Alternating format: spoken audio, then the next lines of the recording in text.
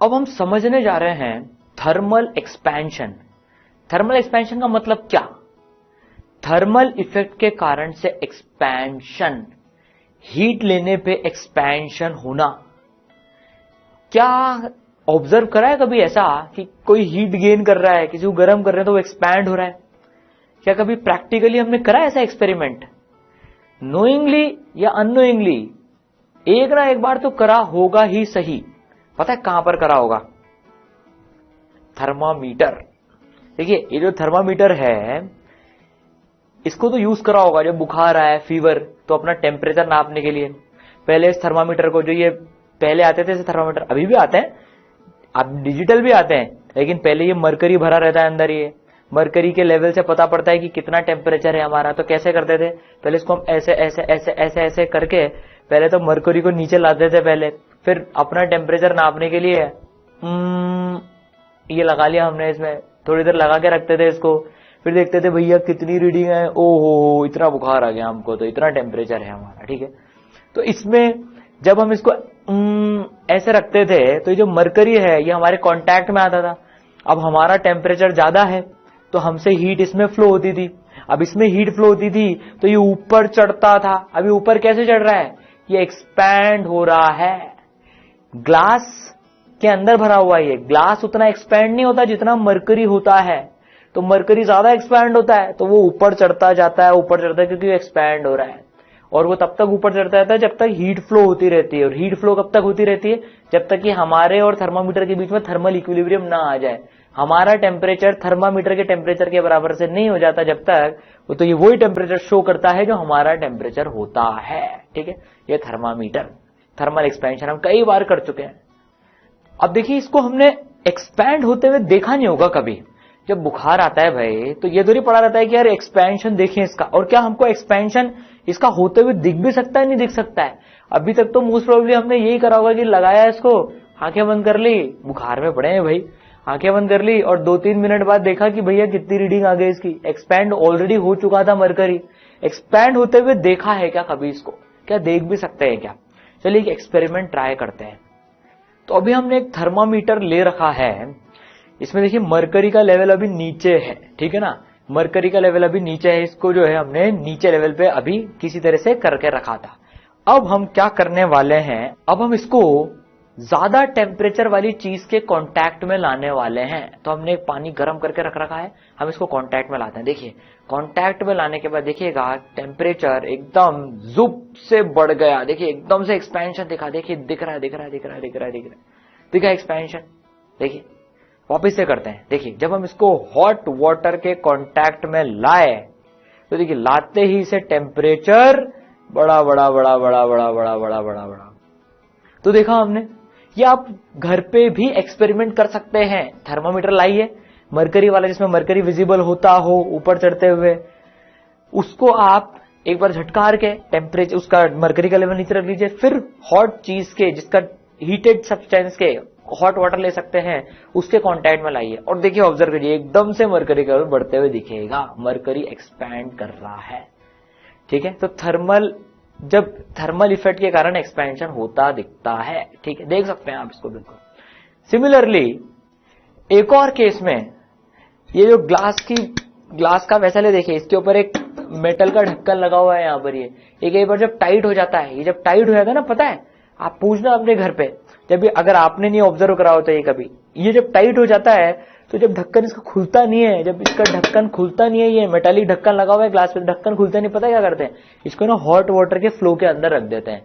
तो ये ढक्कन हल्का सा एक्सपैंड होता है ग्लास से ज्यादा, तो फिर आसानी से उसके बाद में ये खुल जाता है। Again it is a thermal expansion. और भी बहुत सारी जगह ये थर्मल एक्सपेंशन के इफेक्ट देखते हैं। इंजीनियरिंग में तो बहुत इसको काम में लेना पड़ता है, अकाउंट में लेना पड़ता है। देखिए रेलवे ट्रैक्स में 2 ट्रैक्स जहां पर ज्वाइन होती है, देखिए उनके बीच में गैप छोड़ा जाता है। या ऑब्जर्व कर सकते हैं रेलवे ट्रैक्स पे गैप छोड़ा जाता है। भाई गैप क्यों छोड़ा जाता है भाई? क्यों भाई? इसलिए क्योंकि गर्मियों में जब रेलवे ट्रैक्स का टेम्परेचर बढ़ेगा तो वो एक्सपैंड होंगी, और वो जब एक्सपैंड होंगी तो उनको जगह मिलनी चाहिए एक्सपैंड होने की। अगर हमने जगह नहीं छोड़ी एक्सपैंड होने के लिए तो फिर वो टूट भी सकती हैं, बेंड भी हो सकती हैं, इसलिए गैप छोड़ते हैं। और पता है जब गैप कम हो जाता है तो क्या होता है, देखिए तो ये रेलवे ट्रैक कुछ इस तरीके से बेंड भी हो जाती है, इसको बकलिंग कहते हैं, थर्मल बकलिंग। बेंड हो गई, देखिए ज्यादा बेंड हो गई क्योंकि उसको तो अपनी लेंथ बढ़ानी थी, उसको गैप मिला नहीं तो वो बेंड हो गई, ठीक है।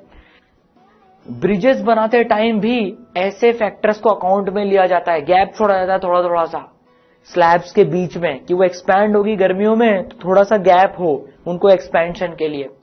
इलेक्ट्रिकल वायर्स जो पोल्स के बीच में जाते हैं ना, इलेक्ट्रिकल वायर्स, वो गर्मियों में समर के टाइम पर स्लैक हो जाते हैं क्योंकि वो हीट गेन करते हैं, टेम्परेचर उनका बढ़ता है तो वो एक्सपैंड होते हैं, तो वो स्लैक हो जाते हैं, ढीले हो जाते हैं तार, ठीक है। बहुत सारी जगह ऐसे इफेक्ट्स हमको देखने को मिलते हैं, बहुत सारी जगह।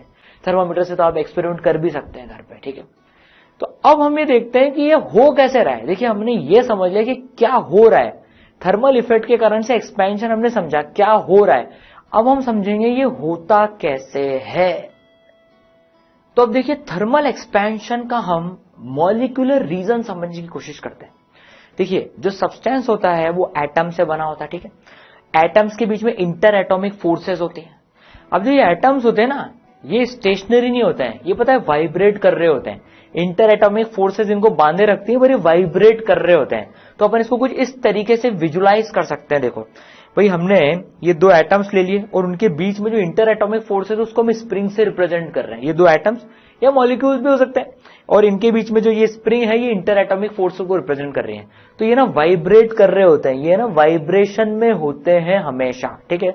तो किस तरीके से होते हैं, ये कुछ इस तरीके से होते हैं। इनके बीच का मैक्सिमम डिस्टेंस आर मैक्सिमम और मिनिमम डिस्टेंस आर मिनिमम।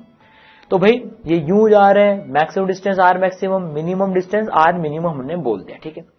अब कोई हमसे पूछे भाई इनके बीच में फिर एक्चुअल में दूरी किसे डिनोट करेंगे भाई हम, भाई इनके बीच में जो दूरी है या for that matter bond length, जो केमिस्ट्री में हम पढ़ते हैं बॉन्ड लेंथ, वो किस चीज को रिप्रेजेंट करेंगे बेसिकली, तो वो हम आर मिनिमम और आर मैक्सिमम के एवरेज को डिनोट करते हैं। तो जो आर मैक्सिमम, जब ये मैक्सिमम दूरी पर ये दोनों मॉलिक्यूल्स या एटम्स जब ये यहां पर थे और ये मिनिमम पे जब ये यहां पर थे, तो इनकी जो एवरेज है वो हम बॉन्ड लेंथ के अप्रोक्सीमेटली उसको ले लेते हैं। अगर मॉलिक्यूल्स की बात हो रही है तो या एटम और एटम के बीच का फिर डिस्टेंस क्या लें जब वो वाइब्रेट कर रहे हैं, तो that we take as average distance, ठीक है। तो अब देखिए हीट करने पर ऐसा क्या होता है और ऐसा क्यों होता है कि ये एक्सपैंड करते हैं, generally most of the cases में एक्सपेंशन होता है, ऐसा क्यों होता है ये समझने के लिए हम देखते हैं potential energy versus distance curve. अब देखिए जब स्प्रिंग में वो वाइब्रेट कर रहे थे उनके पास कुछ एनर्जी थी, जब वाइब्रेट कर रहे थे तो कुछ एनर्जी थी, वो एनर्जी पोटेंशियल एनर्जी में कन्वर्ट, फिर काइनेटिक एनर्जी, फिर पोटेंशियल एनर्जी, काइनेटिक एनर्जी में कन्वर्जन हो रहा था उसका। जब वो मैक्सिमम डिस्टेंस पे थे तो काइनेटिक एनर्जी जीरो थी, जब वो मिनिमम डिस्टेंस पे थे तो भी काइनेटिक एनर्जी जीरो थी, पोटेंशियल एनर्जी मैक्सिमम थी। मतलब जो एक एनर्जी के अंदर वो ऑसिलेट कर रहे हैं तो उनकी पोटेंशियल एनर्जी जो थी उसके अंदर में उनकी मिनिमम दूरी आर मिनिमम हो सकती है और आर मैक्सिमम हो सकती है उस टोटल एनर्जी की अगर अपन बात करें तो, ठीक है। तो अगर हम potential energy versus distance curve की बात करें, हम इधर प्लॉट करें पोटेंशियल एनर्जी और इधर प्लॉट करें आर, तो जो एक्सपेरिमेंटली जो ग्राफ ऑब्जर्व होता है इनके बीच में, तो वो कुछ इस तरीके का ग्राफ ऑब्जर्व होता है। This R is interatomic distance, दो एटम्स के बीच में डिस्टेंस है ये आर। तो कुछ इस तरीके से पोटेंशियल एनर्जी वर्सेस आर का ग्राफ ऑब्जर्व होता है। अब मान लीजिए हम एक एनर्जी की बात करते हैं, मान लीजिए ये दो एटम्स के पास में मिलाकर E1 एनर्जी है, इतनी एनर्जी है उनके पास में। तो देखिए टोटल एनर्जी इस पोटेंशियल एनर्जी के बराबर होगी, यहां पर टोटल एनर्जी है पोटेंशियल एनर्जी के बराबर होगी, मैकेनिकल एनर्जी पोटेंशियल एनर्जी के बराबर होगी, मतलब काइनेटिक एनर्जी जीरो। तो इसका मतलब सारी की सारी एनर्जी जो है वो पोटेंशियल एनर्जी में है, मतलब कि उनके बीच में डिस्टेंस या तो मैक्सिमम है या मिनिमम है। स्प्रिंग मैक्सिमम कंप्रेशन पर है या मैक्सिमम इलोंगेशन पर है। देखिए ये पॉइंट आर और ये पॉइंट, ये दोनों पॉइंट पर पोटेंशियल एनर्जी मैक्सिमम है क्योंकि टोटल मैकेनिकल एनर्जी के बराबर है वो, काइनेटिक एनर्जी जीरो है। अब यहां पर जो डिस्टेंस है वो ज्यादा है तो यहां पर मैक्सिमम डिस्टेंस होगा और यहां पर मिनिमम डिस्टेंस होगा। सो दिस इज, हम पहला केस ले रहे हैं जब एनर्जी E1 थी दोनों मॉलिक्यूल्स के पास में। देखिए हमने वो 2 मॉलिक्यूल्स लिए थे ना, वो 2 मॉलिक्यूल्स जो हमने लिए थे जिनके बीच में स्प्रिंग से हमने रिप्रेजेंट करी थी बात। तो जब इनके बीच में दूरी r मिनिमम हो जाएगी तो हमें पता है काइनेटिक एनर्जी 0, सारी एनर्जी पोटेंशियल एनर्जी। तो देखिए ये r मिनिमम डिस्टेंस है इनके बीच का, इतना डिस्टेंस है एटम्स के बीच में अभी। और यहां पर देखें अगर अपन तो ये R1 maximum, first case consider करा है हमने जब उनके पास में एनर्जी E1 थी। So there R1 minimum is R1 minimum, R1 maximum is R1 maximum. अब देखिए तो इनके बीच में हम लेंथ क्या लेंगे, इन दोनों का एवरेज। तो ये हमने इन दोनों का एवरेज ले लिया, दैट इज R1 एवरेज।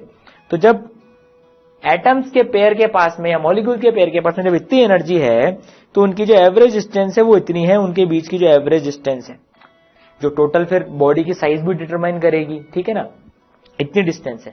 अब मान लीजिए हमने इस सिस्टम को एनर्जी दे दी, हीट एनर्जी दे दी, इसकी एनर्जी बढ़ा दी, अब हमने उसकी एनर्जी E2 कर दी। तो देखिए अब E2 हमने एनर्जी उसकी कर दी, तो अब ये लेवल हो गया E2 का। अब इस पॉइंट पे देखें, यहां पर पोटेंशियल एनर्जी जब E2 के बराबर हो गया, अब एनर्जी बढ़ा दी हमने, एनर्जी बढ़ा दी, तो देखिए क्या हुआ, R2, ये R2 मिनिमम दूरी हो गई, अब ये मिनिमम दूरी और कम हो गई। देखिए पहले वो ऐसे वाइब्रेट कर रहे थे, हमने एनर्जी बढ़ा दी तो वो ऐसे वाइब्रेट करने लग गए, ज्यादा बड़े एम्पलीट्यूड के साथ में। तो मिनिमम दूरी भी कम हो गई और मैक्सिमम दूरी भी जो है वो बढ़ गई। देखिए ये R2 मैक्सिमम सेकेंड केस में जब एनर्जी E2 है, यही तो होगी। तो देखिए मैक्सिमम डिस्टेंस अब एटम्स के बीच में इतना हो गया और मिनिमम डिस्टेंस इतना हो गया। अब देखिए ये जो कर्व है ना, ये जो कर्व है ये राइट साइड में देखिए ज्यादा लंबी जा रही है। तो ये जो दूरी R2 की बढ़ी मैक्सिमम में और जो R2 की घटी मिनिमम में, वो बराबर नहीं है। मैक्सिमम दूरी बढ़ गई है, मिनिमम जितनी घटी है उससे ज्यादा, क्योंकि ये कर्व सिमेट्री लाइन से देखें तो इधर की तरफ ज्यादा गया हुआ है। ये कर्व सिमेट्रिक नहीं है, ये एसिमेट्रिक कर्व है। तो इनका जो एवरेज होगा, वो एवरेज जो होगा वो R1 एवरेज से ज्यादा आएगा, R2 एवरेज आएगा वो। देखिए क्योंकि कर्व इधर से ज्यादा लंबी हो गई।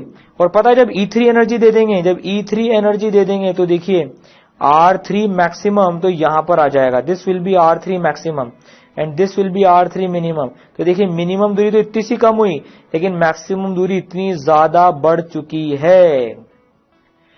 तो इस कर्व का नेचर जो है एसिमेट्रिक कर्व है, सिमेट्री नहीं है। ये जो लाइन है बीच की लाइन, मिनिमम वाली लाइन, उससे राइट साइड में ज्यादा लंबी खींची हुई है कर्व ये। तो क्या होता है, एनर्जी ज्यादा मिलने पर एवरेज दूरी बढ़ जा रही है। इसके कारण से बॉडी एक्सपैंड होती है, क्योंकि अब हर पेयर के बीच में एवरेज दूरी बढ़ गई तो एक्सपेंशन हो गया। तो हमने क्या देखा, देखिए जब T2 ग्रेटर देन T1 था, ये टेम्परेचर T2 पे E2 थी, तो E2 greater than E1, energy बढ़ गई टेम्परेचर ज्यादा पे, ठीक है। तो देखिए क्या हुआ, R2 average is greater than R1 average. ये क्यों हुआ, due to asymmetric nature of curve. Curve में सिमेट्री नहीं है, इसके कारण से जो एवरेज दूरी है वो बढ़ चुकी है ज्यादा टेम्परेचर पे या ज्यादा एनर्जी पे, ठीक है। समझ में आई बात हमको। ये एक सब्सटेंस के लिए बनाया हमने, ये एक पर्टिकुलर सब्सटेंस के लिए।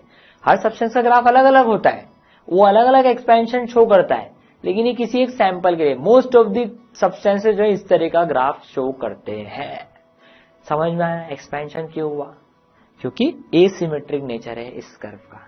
तो क्या देखा भाई हमने देखा as temperature increases relative vibrational amplitude increases, जो उनका वाइब्रेशनल एम्पलीट्यूड है वो बढ़ गया एवरेज वाला, ठीक है। Due to asymmetric nature of curve average distance between the atoms increases as shown in the curve. तो एवरेज डिस्टेंस बढ़ चुका है, बिल्कुल क्लियर है, ठीक है। तो therefore on increasing temperature most of the substances expand, ठीक है। टेम्परेचर बढ़ाने पर मोस्ट ऑफ द सब्सटेंसेस जो है वो एक्सपैंड करते हैं। This expansion is in dimension of body due to increase in temperature is called thermal expansion. इस एक्सपेंशन को जो कि थर्मल इफेक्ट के कारण से आया है उसे थर्मल एक्सपेंशन बोला जाता है। ऐसा क्यों हुआ, एसिमेट्रिक नेचर ऑफ कर्व के कारण, potential energy versus distance between two atoms, ठीक है, बिल्कुल क्लियर। चलिए अब इसमें थोड़ा सा और एक्सपेरिमेंट करके देखते हैं कैसे एक्सपेंशन होता है।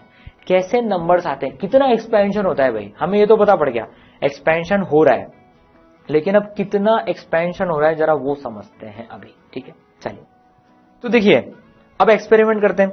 हमने एक रॉड ले ली, बिल्कुल थिन रॉड, एक ही डायमेंशन है इसके पास में लेंथ का, इसकी लेंथ हमने मान ली L1। अब हमने इसको हीट सप्लाई करना स्टार्ट कर दिया, तो जैसे ही हमने इसको हीट सप्लाई करना स्टार्ट किया, देखिए एक्सपैंड होगी, इसके पास एक ही डायमेंशन है, बहुत थिन मानी हमने इसको, ठीक है। तो ये देखिए एक्सपैंड होगी, लाल भी होती जा रही है, ये हीट मिलती जा रही है इसको, ठीक है, एक्सपैंड होती जा रही है, ठीक है। अब ये एक्सपैंड होकर जो है L2 लेंथ की बन गई, ये एक्सपैंड होकर जो है L2 लेंथ की बन गई। देखिए ओरिजिनली कितने की थी, L1 की थी, हीट सप्लाई करी कितने की हो गई, L2 की, ठीक है। अब जो एक्सपेरिमेंटली फाउंड आउट हुआ, वो हम समझते हैं। तो देखिए पहले इसका टेम्परेचर T1 था, अब इसका टेम्परेचर T2 हो गया, T2 ज्यादा है T1 से, इसलिए लंबी हो गई है, एक्सपैंड हो गई, ठीक है। अब जो हमारे पास में रिजल्ट आया वो ये आया कि delta L, what is delta L? Delta L is change in length, delta का मतलब हमको पता है चेंज, तो डेल्टा L मतलब क्या है भाई, delta L is equal to L2 minus L1, change in length. तो change in length upon initial length is proportional to delta T, कि भाई जितना टेम्परेचर में डिफरेंस आया ये फ्रैक्शन उसके प्रोपोर्शनल है, डायरेक्टली प्रोपोर्शनल। ये एक्सपेरिमेंटल रिजल्ट है, delta L by L1 is proportional to delta T। अब इस प्रोपोर्शनलिटी साइन को हमें कांस्टेंट से रिप्लेस कर देंगे, और वो कांस्टेंट क्या आने वाला है, वो कांस्टेंट आ गया अल्फा। क्या है ये alpha? Coefficient of linear expansion, इसको बोला जाता है कोफिशिएंट ऑफ लीनियर एक्सपेंशन। तो अब किसके बारे में पढ़ रहे हैं हम, कोफिशिएंट ऑफ लीनियर एक्सपेंशन, ये समझते हैं। Delta L by L is equal to alpha delta T, alpha से डिनोट करते हैं इसको अपन, कोफिशिएंट ऑफ लीनियर एक्सपेंशन, क्योंकि एक डायमेंशन में एक्सपेंशन हो रहा है लीनियर, ठीक है ना, तो coefficient of linear expansion delta L by L, L1 हमने बोला है क्योंकि इनिशियल लेंथ हमने L1 ये, is equal to alpha delta T। Solve कर लेते हैं भाई इसको, delta L is equal to L1 alpha delta T आ गया भाई, ठीक है। डेल्टा L की वैल्यू पुट कर देते हैं, L2 minus L1, delta L मतलब change in length, final minus initial होता है delta, is equal to L1 alpha delta T।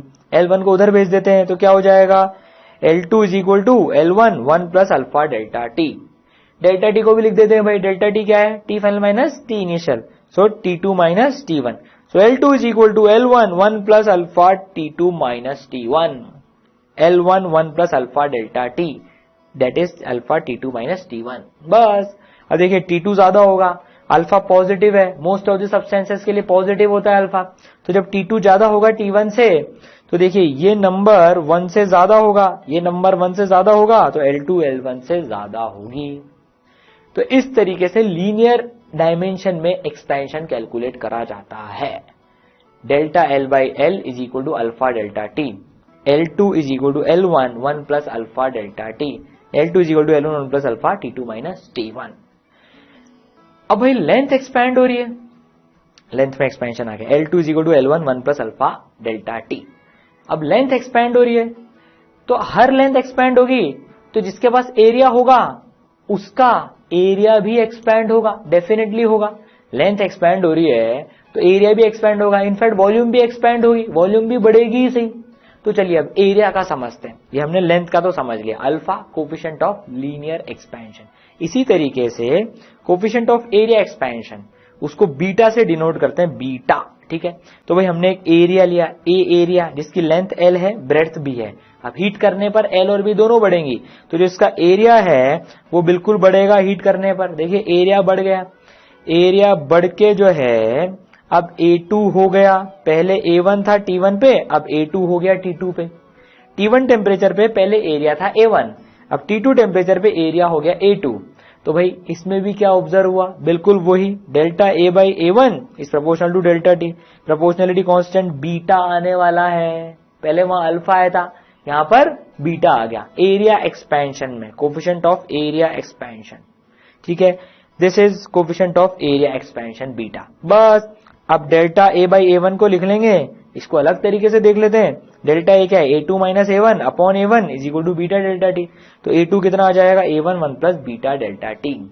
पहले रिजल्ट क्या आया था, वही L2 is equal to L1 1 plus alpha delta T। ये आया था पहले रिजल्ट। अब एल के बदले एरिया आ गया तो अल्फा के बदले बीटा आ गया, बस काम खत्म। सिमिलरली अब आपने गैस ही कर लिया होगा अब तो कि वॉल्यूम के साथ भी कुछ ऐसे होने वाला है, और वॉल्यूम वाले को क्या बोलते हैं भाई, कोफिशिएंट ऑफ वॉल्यूम एक्सपेंशन, और उसको डिनोट करते हैं गामा से। तो भाई एक वॉल्यूम ली हमने, ठीक है, V1 है, T1 टेम्परेचर पे आग लगा दी, हीट करना स्टार्ट कर दिया, ठीक है। हीट होते होते होते होते होते वॉल्यूम बढ़ गई, कितनी हो गई वॉल्यूम बढ़ के हो गई V2 और टेम्परेचर हो गया T2। तो बस delta V by V1 delta T के प्रोपोर्शनल, बा डा डा डा डा सेम चलेगी चीज। अब यहाँ गामा आ जाएगा, प्रोपोर्शनलिटी कांस्टेंट वॉल्यूम में। क्या है ये, कोफिशिएंट ऑफ वॉल्यूम एक्सपेंशन। बस V2 minus V1 upon V1 gamma delta T, V2 is equal to V1 1 plus gamma delta T, L2 is equal to L1 1 plus alpha delta T, A2 is equal to A1 1 plus beta delta T, V2 is equal to V1 1 plus gamma delta T. बस simple सी चीज है। Temperature बढ़ाने पर length बढ़ती है, area बढ़ता है और वॉल्यूम बढ़ती है मोस्ट ऑफ द सब्सटेंसेस के लिए, ठीक है। चलिए, तो भाई हमने देखा delta L by L is equal to alpha delta T, delta A by A beta delta T, delta V by V gamma delta T, सबके सिमिलर टाइप के फॉर्मूले आ रहे हैं। अब देखो डेल्टा एल, चलो ए से डिनोट कर लेते हैं भाई। तो भाई डेल्टा ए का यूनिट क्या, डेल्टा ए का वही यूनिट जो ए का है, मीटर स्क्वायर। एसआई यूनिट में बात करें तो मीटर स्क्वायर, ठीक है। तो मीटर स्क्वायर तो गया, तो भाई ये तो इसका तो यूनिट ही नहीं बचा कुछ भी। बीटा डेल्टा टी, अब देखिए टी का ले तो डिग्री सेल्सियस केल्विन, तो ये केल्विन ले लेते हैं भाई हम। तो kelvin delta T change in temperature का, वही जो टेम्परेचर का, तो केल्विन इधर जाएगा तो क्या हो जाएगा, पर केल्विन 1 अपॉन केल्विन, पर केल्विन या पर डिग्री सेल्सियस। तो अल्फा बीटा गामा का जो यूनिट होता है वो पर डिग्री सेल्सियस होता है, क्योंकि देखिए ये तो 1 हो गया, ये नीचे जाएगा तो पर डिग्री सेल्सियस, या फिर डिग्री सेल्सियस -1 भी बोल सकते हैं, या पर केल्विन या केल्विन -1। हम देख चुके हैं कैलोरीमेट्री में ऑलरेडी 1 डिग्री सेल्सियस का चेंज और 1 केल्विन का चेंज एक ही बात है। तो पर डिग्री सेल्सियस या पर केल्विन इसका यूनिट होता है, ठीक है। चलिए अब कुछ क्वेश्चंस प्रैक्टिस कर लेते हैं इसको अप्लाई करने के लिए, जो हमने फॉर्मूले सीखे ना इनको अप्लाई करते हैं। चलिए अब तो भाई क्या क्वेश्चन गिवन है हमें, iron rod of 50 centimetre is heated from 20 degree Celsius to 100 degree Celsius. एक आयरन रॉड है, 50 सेंटीमीटर की लेंथ है उसकी 20 डिग्री सेल्सियस पे, अब उसको हीट कर दिया है 100 डिग्री सेल्सियस तक। Find length of rod at 100 degree Celsius if alpha iron is equal to 12 into 10 की पावर -6 डिग्री सेल्सियस -1। ठीक है, तो अल्फा आयरन जो है वो 12 इंटू 10 की पावर -6 है। इनकी वैल्यूज है ना जनरली इसी ऑर्डर की होती हैं, 10 की पावर -6, 10 की पावर -5, इसी ऑर्डर की जनरली अल्फा की वैल्यूज होती है जनरली, ठीक है ना। तो वे फॉर्मूला लगा देंगे जो हमने सीखा। क्या सीखा हमने formula, L2 is equal to L1 1 plus alpha delta T. L2 किस टेम्परेचर पे, देखिए T1 तो 20 डिग्री सेल्सियस, T2 हो जाएगा 100 डिग्री सेल्सियस पे। वैल्यू डाल देंगे, हमें 100 डिग्री सेल्सियस पे लेंथ चाहिए। देखिए L1 है T1 पे, L2 है T2 पे, वैल्यू रख देंगे। तो L2 is equal to 51 plus alpha into delta T, delta T मतलब T2 माइनस T1, ठीक है। तो ये हो गया, सॉल्व कर लेंगे 1 प्लस 96 इंटू 10 की पावर -5 दैट इज दिस। तो L2 की वैल्यू आ गई 50.048 सेंटीमीटर। तो 50 सेंटीमीटर की रॉड बड़ी होकर जब उसको 100 डिग्री सेल्सियस तक हीटअप कर देंगे तो 50.048 सेंटीमीटर की हो जाएगी। बस कोई इसमें हमसे पूछा था भैया डेल्टा एल बताइए, डेल्टा एल बताइए चेंज इन लेंथ, दिस -50, तो कितना आ जाएगा, दिस -50 विल बी 0.048 सेंटीमीटर। तो इतने का उसमें एक्सपेंशन हुआ, इतने का इलोंगेशन आया। बस अब कई बार सवाल को जबरदस्ती टफ बनाने के लिए क्या कर देते हैं, देखिए कुछ ऐसे दे देते हैं हमको कि आयरन रॉड है 50 सेंटीमीटर की, उसमें एल्यूमिनियम रॉड भी जुड़ी हुई है एक 100 सेंटीमीटर की। Iron rod of 50 centimetre is joint at an end of aluminium rod of length 100 centimetre, ठीक है। कंपोजिट रॉड कहते हैं इसको, कंपोजिट, दो से मिलकर बनी ना है, ठीक है ना। All measurements are done at 20 degree Celsius, ये सारी लेंथ 20 डिग्री सेल्सियस पर है। Find length of composite rod at 100 degree Celsius. Aluminium का अल्फा दे रखा है, आयरन का अल्फा दे रखा है। देखिए एल्यूमिनियम का 24 इंटू 10 की पावर -6 दे रखा है, मतलब ये एक्सपेंड ज्यादा करेगी। इसका एक्सपेंशन का जो फ्रैक्शनल चेंज है डेल्टा एल बाई एल वो ज्यादा होगा सेम टेम्परेचर चेंज के लिए। सॉल्व कर लेंगे। पूरी की लेंथ निकालनी है तो भाई देख लेंगे ये कितने की बनेगी और ये कितने की बनेगी, दोनों का सम कर देंगे, काम खत्म। दोनों के फ्री एंड्स तो है ही सही एक्सपेंशन होने के लिए, तो दोनों आराम से एक्सपैंड होंगे जितना होना है इनको, ठीक है। तो भाई आयरन का तो हम ऑलरेडी सॉल्व कर चुके हैं, कितना आया था एल आयरन 50.048, अभी सॉल्व करा ना पहले। एल्यूमिनियम का सॉल्व कर लेते हैं, initial length 100, 1 plus alpha delta T कितना 100 माइनस 20, बस सॉल्व कर लेंगे तो कितना आ गया 100.192। तो टोटल कितनी हो जाएगी this plus this that is equal to 150.24 centimetre. तो ये जो पहले 150 की थी अब ये 150.24 की हो गई, बस कैलकुलेशन है तो सिंपल सा, ठीक है। अब इसमें एक और पार्ट भी पूछ लिया जाता है कभी कभार, क्या पार्ट पूछ लिया जाता है वो, फाइंड इक्विवेलेंट और average coefficient of linear expansion of this composite rod. इस कंपोजिट रॉड का इक्विवेलेंट अल्फा बताना है हमको। तो भाई एक काम करते हैं, इसको अपन जनरल सॉल्व कर लेते हैं। चलो 50 तो हमको इसमें वैल्यू गिवन है, 100 इसको गिवन है। मान लीजिए हम इस रॉड को फर्स्ट रॉड मान लें, ठीक है ना, first rod, and this is second rod. तो हम ये लेंथ L1 बोल लेते हैं, L2 बोल लेते हैं, इसका अल्फा बोल लेते हैं अल्फा 1 और इसका अल्फा बोल लेते हैं अल्फा 2। जनरल सॉल्व कर लेते हैं, वैल्यूज हमको गिवन है, ठीक है ना। अल्फा 2 की वैल्यू इतनी गिवन है, अल्फा 1 की वैल्यू इतनी गिवन है, L1 की 50, L2 की 100। अब देखिए कंपोजिट रॉड का इक्विवेलेंट अल्फा का मतलब क्या होता है, इसका मतलब ये होता है कि अगर हम एक रॉड लेते L1 प्लस L2 की इनिशियली, ठीक है ना, जैसे वो इक्विवेलेंट रेजिस्टेंस अगर आपने सुना हो, सॉल्व करा हो छोटी क्लासेस में, आर इक्विवेलेंट जो पैरेलल कॉम्बिनेशन में 1/R1 प्लस 1/R2 का इनवर्स आता था, सीरीज कॉम्बिनेशन में R1 प्लस R2 आता था, वो किसी लॉजिक से आता था। उसी लॉजिक से हमें इक्विवेलेंट कोफिशिएंट लीनियर एक्सपेंशन निकालना है। इक्विवेलेंट का मतलब क्या होता है बेसिकली कि जो ओरिजिनल लेंथ है L1 प्लस L2 वो हम कितने अल्फा की लें, अल्फा इक्विवेलेंट कि भाई सेम टेम्परेचर पर जितना टेम्परेचर इसको बढ़ाएं उसी टेम्परेचर पर अगर इसको बढ़ाएं तो दोनों का डेल्टा एल सेम आए। ये होता है इक्विवेलेंट का मतलब, दोनों में जो लेंथ का चेंज है वो सेम आना चाहिए। तो भाई देखिए हमने पढ़ा था अभी delta L by L is equal to alpha delta T. तो जो अल्फा इक्विवेलेंट हो गया वो कितना हो जाएगा भाई, देखिए delta L by L delta T. अब हम डेल्टा एल कितना चाहते हैं, डेल्टा एल जितना इसमें आए उतना ही डेल्टा एल इसमें आए, उतना ही डेल्टा एल इसमें आए, तभी तो इक्विवेलेंट रॉड कहलाएगी है। जितना चेंज लेंथ इस पूरे की हो उतनी इसकी हो, ठीक है। तो डेल्टा एल इसमें कितने का चेंज आता है, इसमें अगर इसको डेल्टा टी टेम्परेचर से बढ़ाते तो कितने का आता, L1 अल्फा 1 डेल्टा टी। अभी पढ़ के आए हम formula, L alpha delta T से डेल्टा एल मिल जाता है, तो L1 अल्फा 1 डेल्टा टी, ये इसका डेल्टा एल हो गया, ठीक है ना।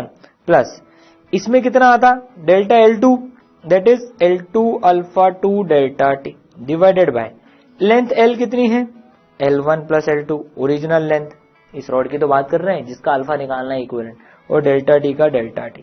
तो डेल्टा टी से डेल्टा टी कट गया, तो देखिए अल्फा इक्विवेलेंट इस कॉम्बिनेशन में कितना आ गया, देखिए कितना आ गया L1 alpha 1 plus L2 alpha 2 upon L1 plus L2। Value डाल देंगे बस। अब तो कैलकुलेशन बचा है। कंसेप्ट क्या लगाया, इक्विवेलेंट रॉड जिसकी इनिशियल लेंथ इसके बराबर हो L1 प्लस L2 के बराबर, वो सेम डेल्टा टी पर उतना का उतना ही एक्सपैंड करे। तो हमने इसका एक्सपेंशन निकाल लिया, कैसे निकाला था हमने इसका expansion, delta L1 plus delta L2 की मदद से। बस बढ़िया सवाल है ये, देखो ठीक है। तो L1 alpha 1 plus L2 alpha 2 अपन L1 प्लस L2 हमारे पास में अल्फा इक्विवेलेंट आ गया।